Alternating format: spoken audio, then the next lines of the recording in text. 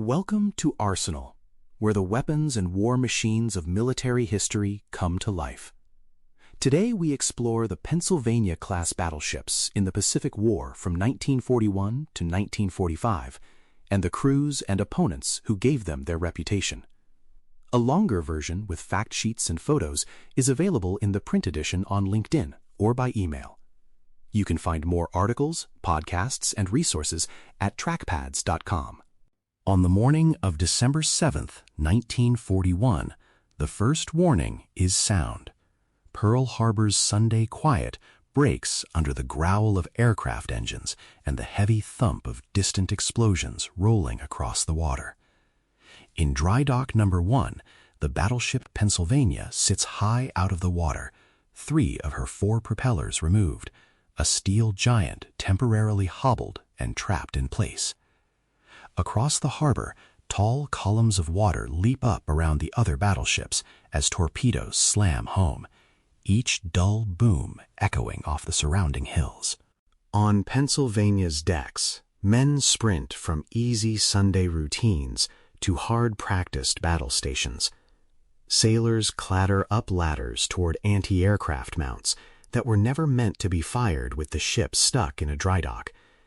Ammunition parties heave boxes of shells along narrow passageways, passing them hand to hand toward the guns as the first Japanese aircraft scream low over the yard.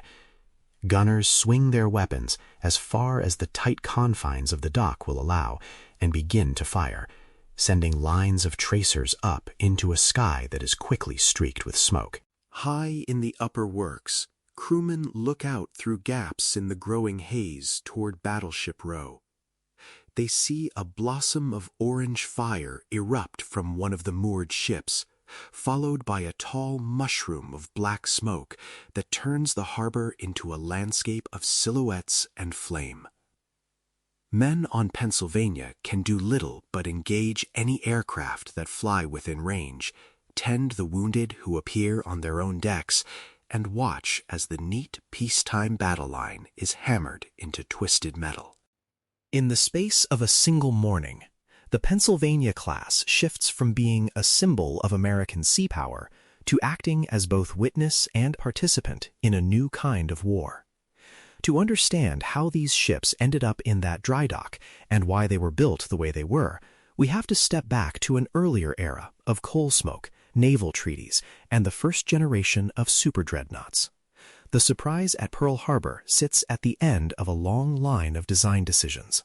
Long before the attack, the United States Navy had been wrestling with a cold, simple question about its battle fleet. How do you build a line of battleships that can cross oceans, absorb punishment, and still hit harder than anything it meets at the far end of the voyage? In the years just before the First World War, dreadnought battleships were the currency of great power status, visible proof of national ambition and industrial strength. Britain, Germany, Japan, and the United States all raced to send more big guns and thicker armor to sea, without creating ships so large and costly that they could never be built in useful numbers. For the United States, planners expected that any ultimate test of this battle line would likely come across the vast distances of the Pacific. A fleet sent west would have to steam thousands of miles, arrive with enough fuel left to maneuver and fight, and then stand in the line of fire against enemy battleships built to similar standards. Earlier American battleships were powerful in their own ways, but also inconsistent, with different speeds, turning circles, and protection schemes that made it hard to handle them as a single cohesive unit once the guns opened. In a real battle, the slowest or least protected ships could drag down the rest. The answer that emerged was the standard type concept. Designers and admirals agreed on a family of battleship classes that would share the same tactical speed, similar armor protection, and comparable turning characteristics, so they could all fight together without weak links.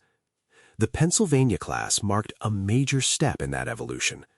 Building on the earlier Nevada class, the designers wanted more heavy guns, 12 14-inch guns in 4 triple turrets instead of 10 guns in twin and triple mounts.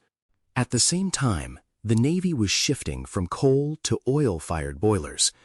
This change traded the bulk and labor demands of coal bunkers for cleaner, more efficient oil fuel that promised greater range and easier refueling at sea.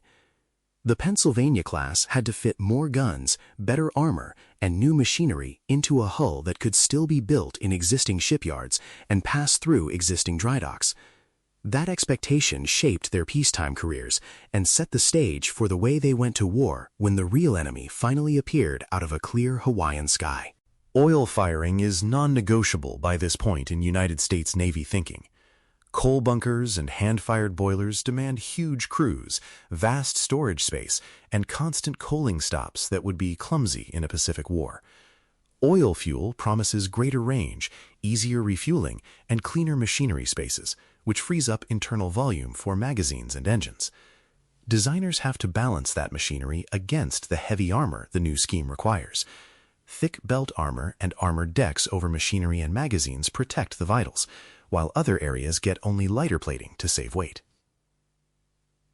The final product is two super dreadnoughts, Pennsylvania and Arizona, laid down in 1913 and 1914. Each stretches about 608 feet from bow to stern and displaces a little over 31,000 tons at full load. 4 turbine sets, fed from 12 oil-fired boilers, drive 4 propellers and give a designed top speed of about 21 knots. The main battery is 12 14-inch, 45 caliber guns in 4 triple turrets, 2 forward and 2 aft, set up to throw heavy broadsides from either beam or ahead and astern. At a glance, the Pennsylvania class are American standard-type battleships of the United States Navy, built in the 19-teens for service in the Pacific Battle Line. In peacetime, they typically carry roughly 1,100 officers and men, and in wartime, that number rises as more anti-aircraft guns, directors, and specialists crowd on board. Their primary punch comes from the 12 14-inch guns, but their cruising range of roughly 7,500 nautical miles at economic speed and their steady 21-knot pace mattered just as much in planning long Pacific passages. Seen from harbor level in that era, a Pennsylvania-class battleship looks every inch a capital ship. The hull is long and beamy, with a pronounced ram bow, a high freeboard to keep the decks dry at sea, and 4 big turrets stepping up from forward to aft. 2 triple turrets sit in super-firing arrangement over the bow, so the forward mount can fire over the top of the one beneath it, giving the ship a blunt and powerful profile when she points toward an enemy. The remaining 2 triple turrets dominate the stern. Walking up the gangway and onto the main deck, a visitor quickly discovers that the broad open spaces seen from the pier do not last long. Within a few steps, the ship breaks into a maze of ladders, hatches, and watertight doors that divide her into compartments. The captain's small world centers on the bridge and the armored conning tower, high enough to command a view of sea and horizon, but tightly connected by speaking tubes, sound-powered telephones, and engine order transmitters to plotting rooms and engine control down below. Below the armored deck lies the real heart of the ship, where most of the crew never sees daylight during action. Boiler rooms house rows of oil-fired water tube boilers, their furnaces tended by firemen who work in heat and noise, adjusting burners and watching gauges to keep steam pressure in a powerful but safe range. That steam feeds the 4 turbine sets, each connected to one of the 4 big propeller shafts that turn thousands of horsepower into a steady 21-knot push across the ocean. Everywhere that armor and machinery leave room, living and working spaces fill the gaps. Enlisted sailors sleep and work in mess stacks and compartments lined with rows of hammocks or bunks, lockers, and long tables that must be cleared and secured at action stations. Chiefs and junior officers live in slightly more private cabins along narrow passageways closer to their work centers, while senior officers enjoy more spacious quarters aft, though still within the limits of a warship. The dry dock at Pearl Harbor was not the battle the Pennsylvania class had been designed to fight, but it became the scene that fixed them in American memory. Arizona, moored ahead of her sisters along Battleship Row, took the brunt of the first wave as bombs walked up and down the line. One armor-piercing bomb found a fatal path into the forward magazines, and the explosion that followed tore the ship apart in seconds, turning a powerful super dreadnought into a burning wreck and killing most of her crew before they could reach their stations. In the months after the attack, the class split into two very different wartime paths.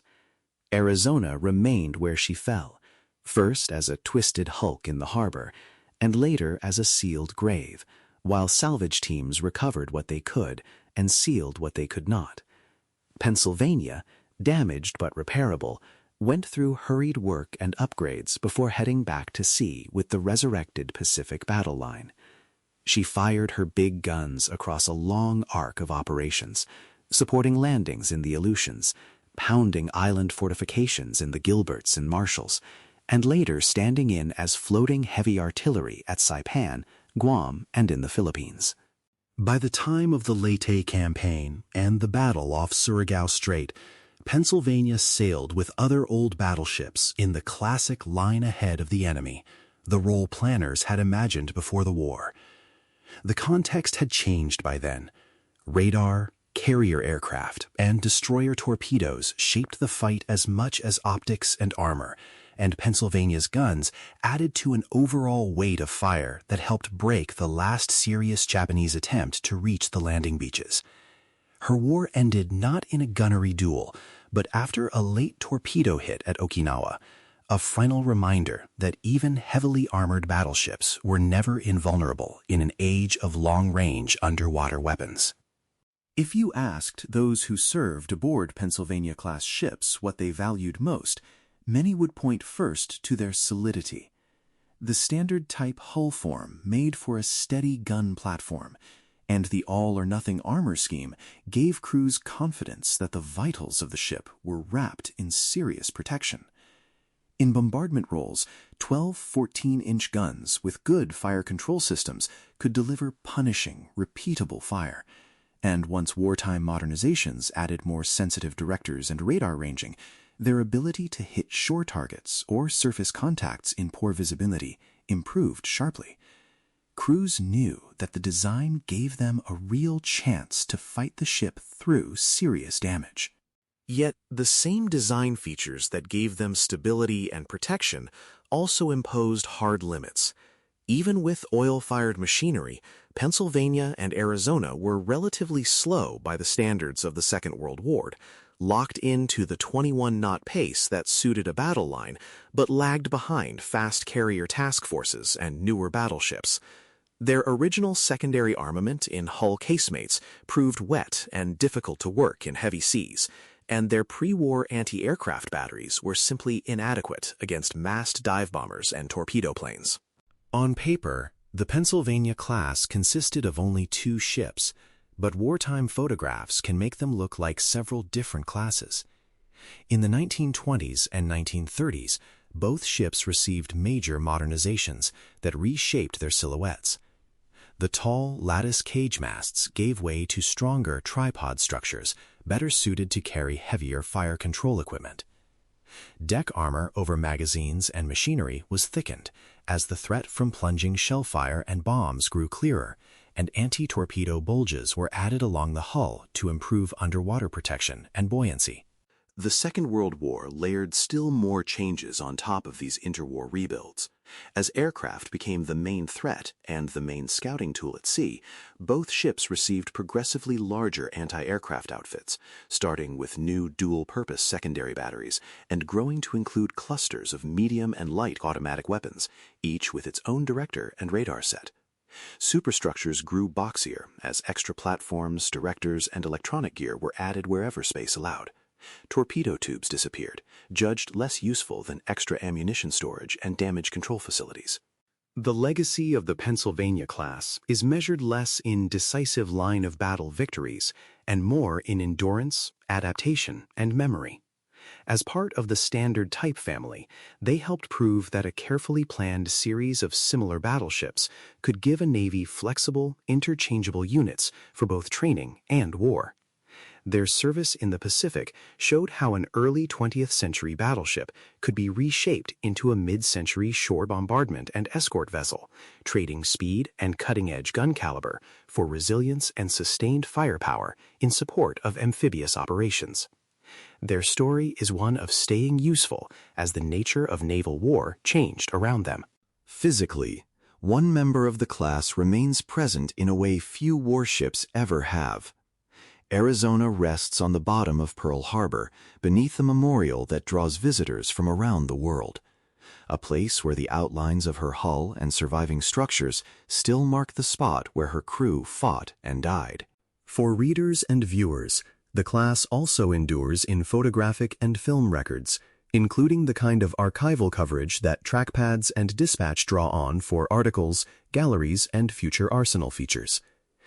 Behind every image of those triple turrets and armored decks were crews, repair gangs, and opponents, whose lives turned on how well those ships did their jobs on any given day.